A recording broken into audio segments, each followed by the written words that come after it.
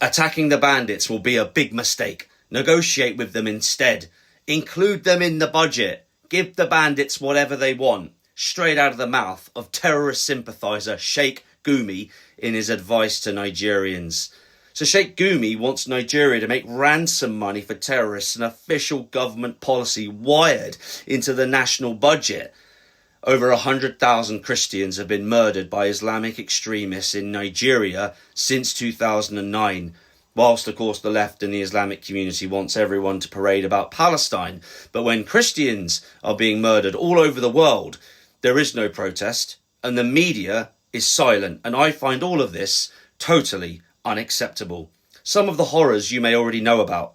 The massacre at St. Francis Catholic Church in Owo, the abduction of the Chibok and Dapchi schoolgirls, the slaughter of evangelist Mike Dakolo's church members, the incessant Fulani militia raids armed with military-grade weapons, and the open defence of terrorists by Sheikh Ahmad Gumi. On the 21st of November, Reuters reported that at least 227 students and teachers were kidnapped from St. Mary's Catholic School in northwestern Nigeria, and that report came directly from the Christian Association of Nigeria.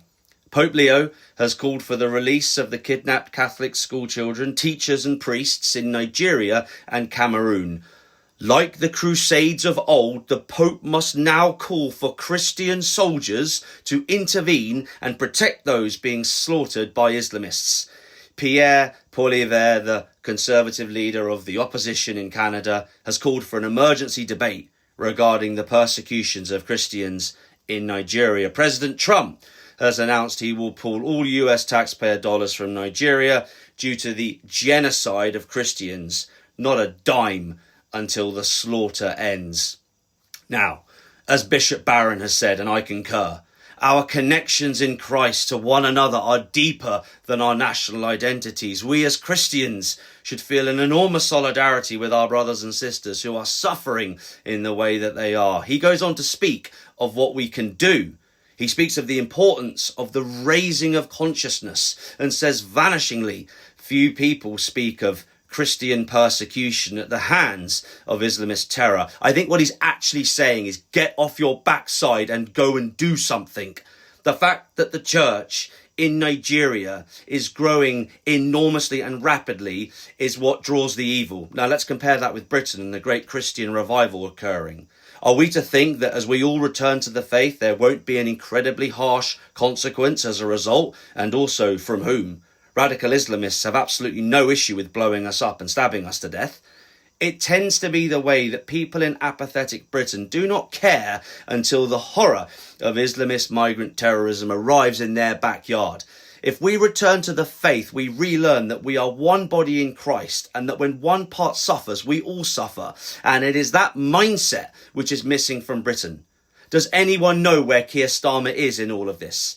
You haven't heard from him because he doesn't care. Nicki Minaj has done more than he to raise awareness in her speech at the UN, saying churches have been burned and families torn apart. My dear brothers and sisters, please, if you can, stand with us tomorrow night outside the BBC headquarters in London, mustering from 6 p.m. The full address and advert graphic will pop up at the end of this video.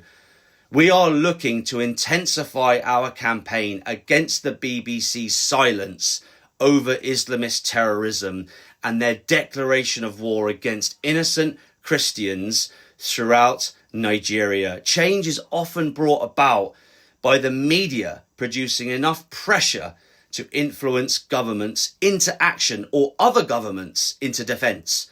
The BBC's silence is disgraceful and we will not stand for it. Nowhere are we taught as Christians to be tolerant of evil. Silence is violence. We must find our voice and en masse stand shoulder to shoulder in Britain and across the world against Islamic terror.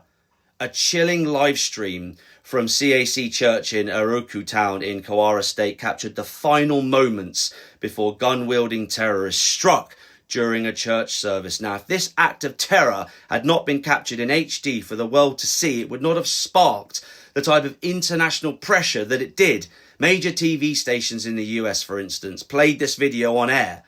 When the media does its job, People are alerted to the facts, and this is absolutely seismic in forming public opinion. Wednesday, tomorrow, 6 p.m, BBC. Stand with us.